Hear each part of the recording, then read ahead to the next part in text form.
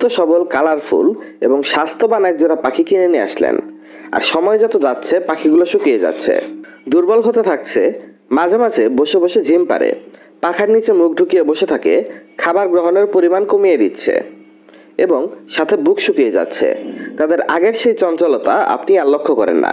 আপনি বুঝতে পারছেন কিছু একটা সমস্যা আছে, যার জন্য আপনার পাখিগুলো দুর্বল। এই সমস্ত সমস্যাগুলোর সমাধানে গ্রো লাইফের নতুন একটি এপিসোডে আপনাকে স্বাগত জানাচ্ছি। আজকের এপিসোডে আমি আপনাকে বলবো বাজরিগার পাখি শুকিয়ে যাওয়ার কারণ এবং সমাধান নিয়ে, কিভাবে আপনি আপনার পাখিগুলোকে আগের মতো সুস্থ সবল মোটা তাজা করে তুলতে পারেন। নাম্বার 1, খাবারের অনুপাত ঠিক না থাকা।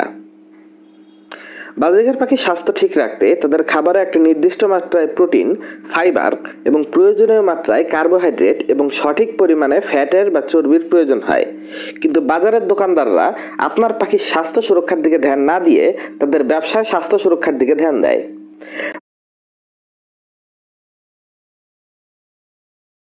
Don't lose more than you